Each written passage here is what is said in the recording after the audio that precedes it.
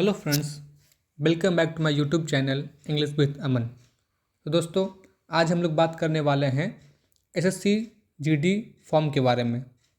तो हाँ दोस्तों, आपको पता होगा कि एसएससी ने जीडी के लिए 25,487 पोस्ट पे भर्तियां निकाली है।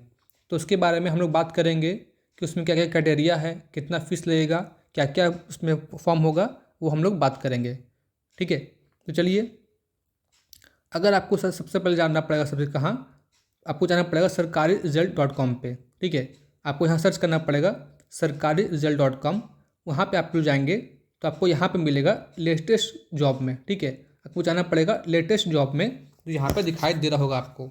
मैं इसको लिख के हाईलाइट कर देता हूँ। ठीक है, आपको यहाँ पे लेटेस्ट जॉब दिखाई दे रहा होगा, वहाँ पे जाना है और सर्च करना है जीडी पोस्ट। ठीक है, आपको दिखाई दे रहा होगा यहाँ पे SSC GD constable online form 25,487 post. ठीक है, आपको ये दिखाई दे रहा होगा। आपको यहाँ पे क्लिक करना है तो आपको ये दिखाई देगा ये। तो ध्यान देना, आपके ऑनलाइन की जो डेट है वो 1 दिसंबर 2025 से शुरुआत हो चुकी है इसकी। ठीक है, इसकी अप्लाई करने की जो लास्ट डेट है वो 31 दिसंबर 2025 से। Last date for fee payment वो है 1 जनवरी 2026। ठीक है, last date for correction form वो है 8 जनवरी से 10 जनवरी के बीच में 2026 को। प्री एग्ज़ाम जो होगा आपका वो होगा फरवरी से लेकर अप्रैल महीने में 2026 तक। ठीक है, इसका जो एडमिट कार्ड होगा वो एग्ज़ाम से पहले आ जाएगा और रिजल्ट जो होगा वो अपडेट होगा जल्दी ही। Candidates are advised to confirm from the BSSC official websites. ठीक है, तो देखिए यहाँ पे फ़ी के बारे में हम लोग बात कर लेते हैं कि फ़ी कितना कितना लगेगा। तो जनरल के लिए जनरल के लिए EBC के लिए और OBC के लिए पहले की तरह ही फ़ी है ये 100 रुपये। ठीक है, और SC/ST के लिए ही पहले की तरह फ़ी है 0 रुपये। जैसा आपको पता होगा कि SC/ST को छूट मिलती है तो उसके लिए फ़ी नहीं लगती है। ठीक है, फॉर ऑल फीमेल कैंडिडेट्स के लिए भी 0 रुपये ही लगता है। लेकिन ध्यान देना दोस्तों कि अगर आपको किसी भी तरह का करेक्शन करना है तो करेक्शन चार्ज भी यहाँ पर लग रहा है आपको। फर्स्ट टाइम के लिए 200 रुपये और सेकंड टाइम के लिए 500 रुपये। ठीक है, पेमेंट का जो मेथड हो, पेमेंट का जो मोड होगा वो आप लोग debit card, credit card, internet banking, IMPS या फिर मोबाइल वॉलेट से भी कर सकते हैं। ठीक है, तो जैसा कि आपको पता होगा कि टोटल जो है 25,487 पोस्ट हैं फॉर सभी के लिए। ठीक है, जिसमें ध्यान दीजिएगा जनरल के लिए है 10,198 पोस्ट मेल के लिए और 904 पोस्ट जो होगा फीमेल के लिए। उसी प्रकार से EWS के लिए 2,416 पोस्ट जो होगा मेल के लिए और 189 पोस्ट जो होगा वो फीमेल के लिए। फिर हम बात करेंगे OBC के लिए, जिसमें ज़्यादा कैटेगरी आती है, ज़्यादा लोग फॉर्म भरते हैं। OBC के लिए मेल के कैटेगरी के लिए हो जाएगा 5,329 पोस्ट होगा और फीमेल कैटेगरी के लिए 436 पोस्ट।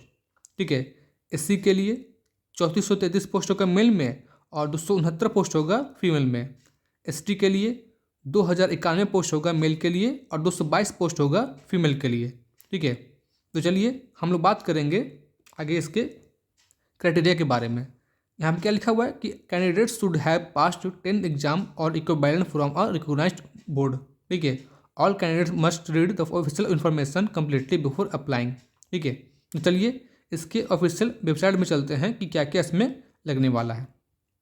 तो देखिए, आप लोगों को तो पहले बता दिया था मैंने, इसका फॉर्म जो होगा वो कब शुरू होगा, वो 1 दिसंबर को शुरू होगा। एक सेकंड, मैं यहाँ पेन ले लेता हूँ। ठीक है, वो 1 दिसंबर से शुरू हो चुका है और वो लास्ट होगा 31 दिसंबर तक ये चलेगा। ठीक है, आपकी लास्ट फॉर्म कितने तारीख को भर सकती हैं, 31 तारीख तक फॉर्म भी भर सकते हैं और जो है 1 जनवरी तक आप फॉर्म को फ़ी का पेमेंट कर सकते हैं। ठीक है, जैसा मैंने बताया था कि करेक्शन भी उसमें हो सकती है आपके लिए। तो 8 जनवरी से लेकर 10 जनवरी तक के बीच में आप लोग उसमें करेक्शन भी कर सकते हैं। आपका एग्जाम जो होगा वो फरवरी और अप्रैल के बीच में हो जाएगा। ठीक है, तो चलिए इसमें क्या क्या क्राइटेरिया होने वाले हैं, क्या क्या गुण होने वाले हैं वो अब मैं आपको बताता हूँ। ठीक है, चलिए ये सब तो नॉर्मल चीज़ है। हाँ, तो देखिए सीट का कैसे कैसे यहाँ पे सीट दिया हुआ है वो बारे में हम लोग बात कर लेते हैं। तो सबसे पहले हमारे पास है BSF। ठीक है, BSF में क्या है, OBC के लिए 113 सीट है, SC के लिए 78, ST के लिए 58, EWS के लिए 53 और यूआर के लिए 222 सीट है। टोटल जो है 524 सीट है हमारा बीएसएफ के लिए। उसी प्रकार से सीआईएसएफ के लिए कितना है, तो 13,153 सॉरी 135 पोस्ट हमारा सीआईएसएफ के लिए है। ध्यान देना, सबसे ज़्यादा पोस्ट जो है किसके लिए है, सीआईएसएफ के लिए है। ठीक है, फिर सेकंड लास्ट हमारा सेकंड हाईएस्ट कितना है हमारा, सीआरपीएफ के लिए है। वो कितना है, 5,366 पोस्ट है सीआरपीएफ के लिए। एसएसबी के लिए कितना है, तो 1,764 पोस्ट जो है एसएसबी के लिए है। आईटीबीपी मतलब इंडियन तिब्बत जो पुलिस होती है उसका लिए है 1,099 पोस्ट है। ठीक है, एआर के लिए कितना है, 1,556 पोस्ट एआर के लिए है। ठीक है, और अगर ये था हमारा मेल का, अगर फीमेल को मिला दे तो टोटल कितना हो जाएगा, टोटल हो जाएगा हमारा 524 से लेकर 616 हो जाएगा हमारा। फीमेल को मिला देंगे तो फीमेल कितना है टोटल 92। ठीक है, और सीआईएसएफ कितना हो जाएगा, 14,595 पोस्ट हो जाएगा सीआईएसएफ के लिए, सिर्फ मेल फीमेल को मिला देंगे हम लोग तो। ठीक है, ध्यान देना, सबसे हाईएस्ट जो पोस्ट इस पर आई है वो सीआईएसएफ में ही आई है। कितना है, 14,595 पोस्ट है। फिर है हमारा सीआरपीएफ का 5,490 पोस्ट, एसएसबी का 1,764 पोस्ट है, और आईटीबीपी का 1,293 पोस्ट है, और एआर का 1,706 पोस्ट है। ठीक है, चलो ये तो रही पोस्ट की बात। आगे देखते हैं क्या क्या दिया हुआ है। टोटल हमारा क्या हो जाएगा यहाँ पे ना, एसएसएफ भी दिया हुआ है हमारा। ठीक है, एसएसएफ के लिए कितना हो जाएगा हमारा, सिर्फ 23 पोस्ट है एसएसएफ के लिए। ठीक है, चलो टोटल हमारा कितना हो जाएगा, 25,487 पोस्ट हो जाएगा टोटल हमारा पोस्ट है। ध्यान देना, ये टेंटेटिव वैकेंसी है, यहाँ पे लिखा हुआ है हमारा, ये टेंटेटिव वैकेंसी है, ये बढ़ भी सकती है घट भी सकती है, ये डिपेंड करता है बोर्ड पे। ठीक है, हम लोग नहीं कुछ कर सकते इसमें। चलो आगे बढ़ेंगे, हम लोग बात करते हैं एज रिलैक्सेशन के बारे में। ठीक है, इसमें क्या होता है, SC ST के लिए 5 साल, OBC के लिए 3 साल, और वैसा व्यक्ति जो एक्स सर्विसमैन है उसके लिए भी 3 साल का क्या मिलता है, एज का रिलैक्सेशन मिलता है। उसके लिए आपको क्या चाहिए, उसका सर्टिफिकेट होना चाहिए। ठीक है, उसके बाद उसके क्या होता है ना, उसको सर्टिफिकेट मिलता है, तब आप क्या कर सकते हो ना, 5 साल के लिए SC ST वालों को छूट मिलती है, 3 साल के लिए OBC वालों को छूट मिलती है, और एक्स सर्विसमैन के लिए भी 3 साल की छूट मिलती है। ध्यान देना, यहाँ पे जो है जनरल वालों को मतलब यूआर वालों को छूट नहीं मिलती है। ठीक है, यहाँ पे लिखा हुआ नहीं है, इसलिए यहाँ पे छूट नहीं मिलती है उन लोगों को। चलो आगे बढ़ेंगे,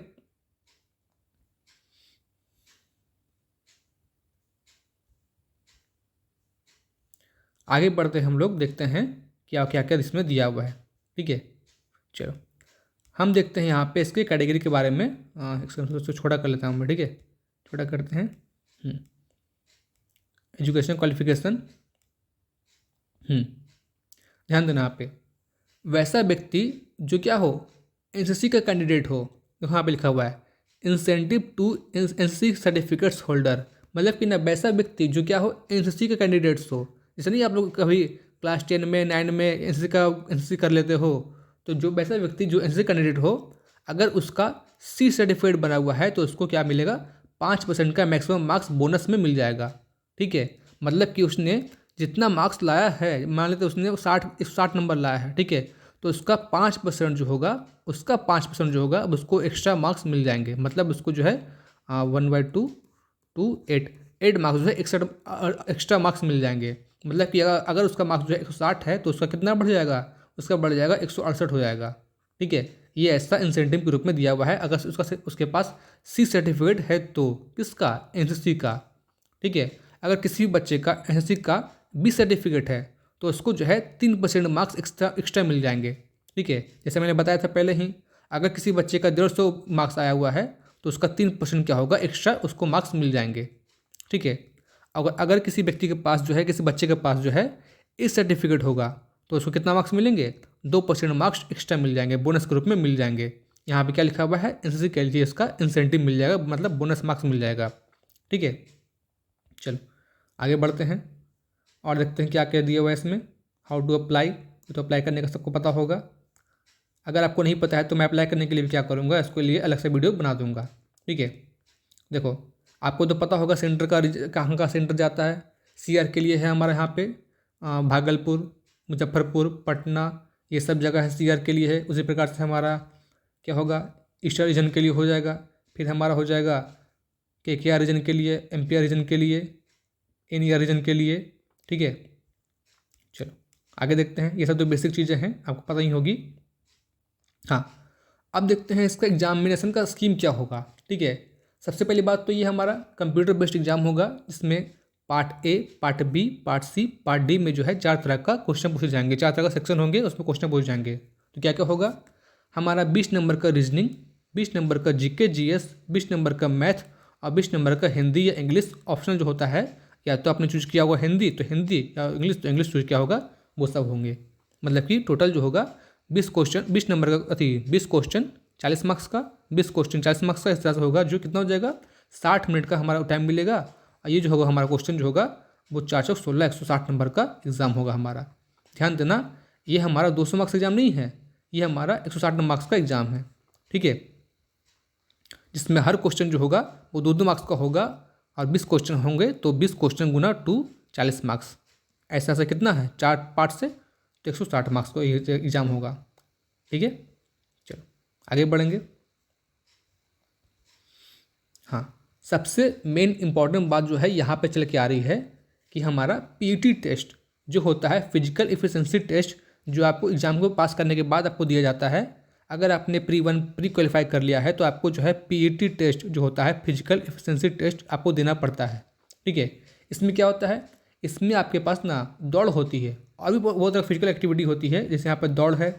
ठीक है, उसके बाद हाइट होगा, हाइट होगा इसमें। तो देखते हैं दौड़ कितनी है। तो मेल कैंडिडेट के लिए जो है दौड़ होगी हमारे पास 5 किलोमीटर इन 24 मिनट्स, मतलब कि ना 24 घंटे में आपको 5 किलोमीटर का दौड़ लगाना पड़ेगा मेल के लिए।